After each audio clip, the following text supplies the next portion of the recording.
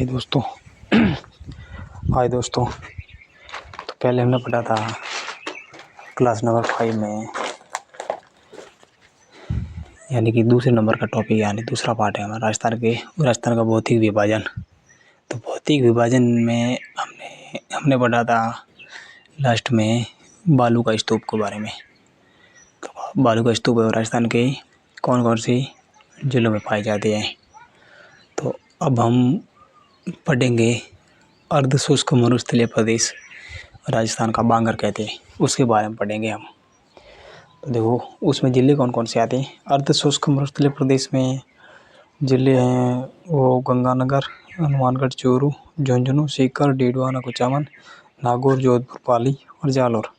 यहाँ की वर्षा है वो 25 से 50 सेंटीमीटर वर्षा रेखा है।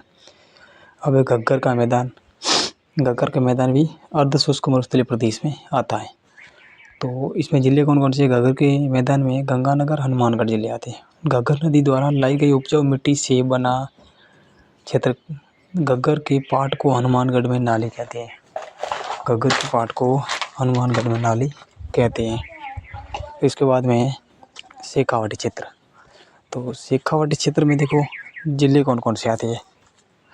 शेखावाटी क्षेत्र में चूरू है, सीकर है, झुंझुनू है, ये ज़िले आते हैं। चूरू, सीकर, झुंझुनू ये आते हैं शेखावाटी क्षेत्र में। फिर उसके बाद में देखो इस क्षेत्र में ज़मीन में नीचे चूने की परतें पाई जाती है। यानी कि इन शेखावाटी क्षेत्र में ज़मीन के नीचे है वो चूने की परतें पाई जाती हैं।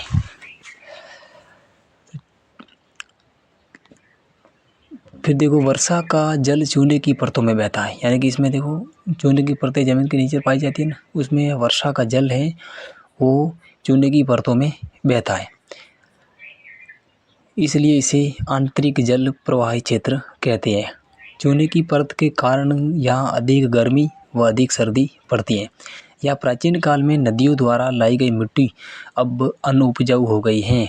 अनुपजाऊ मिट्टी का मैदान बांगर कहलाता है, इसलिए शेखावाटी क्षेत्र को बांगर प्रदेश कहते हैं। नदियों द्वारा लाई गई उपजाऊ मिट्टी खादर कहलाती है। नदियों द्वारा लाई गई मिट्टी अनुपजाऊ होती है उसको तो कहते हैं बांगर, और जो उपजाऊ होती है उसको कहते हैं खादर। तो शेखावाटी में घास के मैदान, पशु चारागाह को बीड़ कहते हैं। शेखावाटी क्षेत्र की प्रमुख नदी वो कांतली नदी है, और कांतली नदी का प्रवाह क्षेत्र तोरावटी कहलाता है। वह यहाँ की पहाड़ियाँ तोरावटी की पहाड़ियाँ कहलाती हैं, और यहाँ तोरावटी पहाड़ियाँ कहलाती है, यहाँ की पहाड़ियाँ वो। तो शेखावाटी में वर्षा जल संग्रहण के लिए बनाई गई कच्चे कुओं को जोहोड़ कहते हैं। जो कच्चे कुएं बनाए जाते हैं उसको जोहोड़ कहते हैं शेखावाटी क्षेत्र में। अब नागौर उच्च भूमि। तो देखो शेखावाटी प्रदेश व लूणी बेसिन के मध्य नागौर, डीडवाना, कुचामन की भूमि जो ऊंची उठी हुई है, औसत ऊंचाई उनकी 300 से 500 मीटर है। तो इस क्षेत्र में सर्वाधिक खारे पानी की झीलें हैं। नागौर उच्च भूमि में सर्वाधिक खारे पानी की झीलें सांभर, डीडवाना, कुचामन है। तो नागौर व अजमेर के जल में फ्लोराइड होने के कारण फ्लोरोसिस रोग होता है, जिससे दांत है वो पीले पड़ जाते हैं, पीठ झुक जाती है और व्यक्तियों के कुबड़ निकलने की समस्या ज़्यादा होती है, इसलिए इसे कुबड़ पट्टी कहते हैं। फिर इसके बाद में बांका पट्टी या हाच बेल्ट कहा जाता है इसको। तो जायल से पुष्कर तक क्षेत्र सर्वाधिक प्रभावित है। गोडवाड़ प्रदेश। तो पाली, बिलाड़ा, जोधपुर, जालोर जिले में विस्तृत है। गोडवाड़ प्रदेश या लूणी बेसिन कहते हैं। तो इनमें ज़िले हैं पाली, बिलाड़ा, जोधपुर, जालोर जिले। लूणी व उसकी सहायक नदियों द्वारा निर्मित मैदान है। इसे लूणी बेसिन, लूणी जवाई बेसिन भी कहते हैं। छप्पन की पहाड़ियाँ। मोकलसर गांव बालोतरा से 56 की पहाड़ियाँ है वो कहाँ पर है। मोकलसर गांव बालोतरा से सिवाना तक 11 किलोमीटर लंबी 56 पहाड़ियों का समूह है। इनमें ग्रेनाइट पाया जाता है। नाकोड़ा पर्वत है वो बालोतरा में है, और जैन धर्म का पार्श्वनाथ मंदिर बना है जिसे नाकोड़ा भैरव कहते हैं। 56 की पहाड़ियों में पीपलूद बालोतरा में हल्देश्वर महादेव मंदिर है, और पीपलूद बालोतरा को रेगिस्तान का माउंट आबू या राजस्थान का लघु माउंट आबू कहते हैं। सेंदड़ा ब्यावर में सर्पाकार चट्टानें मौजूद हैं। मालानी आग्नेय शैल समूह। देखो इसमें मुख्यतः सिवाना, बालोतरा और जालोर में ग्रेनाइट तथा ज्वालामुखी रायोलाइट्स चट्टानों का निर्माण करती हैं। ये पहाड़ियाँ गोबंदाकार या इंसेलबर्ग रेगिस्तानी क्षेत्रों में ढलान नुमा पाई जाने वाली खड़ी चट्टानें के रूप में पाई जाती है। इन शैलों के आधार पर जालोर सांचौर में ग्रेनाइट उद्योग खूब बन पाए। आबू पर्वत भी मुख्यतः ग्रेनाइट से बना है। बालू का स्तूप, रेत के टीले हैं जिन्हें हम धोरे कहते हैं। रेत के टीलों को धोरे कहा जाता है। और बालू का स्तूप मुख्य रूप से मरुस्थल में मिट्टी के अपर्दन निक्षेपण से बनते हैं। गतिशील दौरों को जैसलमेर में दरियन कहते हैं। बालू का स्तूप के प्रकार तो सबसे पहला है पवन की गति के अनुसार। बालू का स्तूप कौन कौन से बनते हैं? अनुदैर्ध्य और पवनानुवर्ती बालू का स्तूप पवनों की समांतर या अनुदिश बनते हैं। इन्हें रेखीय बालू का स्तूप कहा जाता है। अब आगे है, ये बालू का स्तूप द्वंसदत्ती नदी घाटी में मिलते हैं। सर्वाधिक जैसलमेर और बाड़मेर में मिलते हैं। यानी कि अनुदैर्ध्य बालू का स्तूप है वो जैसलमेर बाड़मेर में ज़्यादा मिलते हैं। अनुप्रस्थ बालू का स्तूप पवनों की दिशा के समकोण लंबवत बनने का बालू का स्तूप पुगल बीकानेर के चारों ओर, सूरतगढ़, गंगानगर, चूरू, झुंझुनू जिलों में ये मिलते हैं। अवरोधी बालू का स्तूप ये किसी अवरोध झाड़ी, पेड़, पहाड़ी के कारण बनते हैं। पुष्कर, नागपाड़ में ये ज़्यादा मिलते हैं।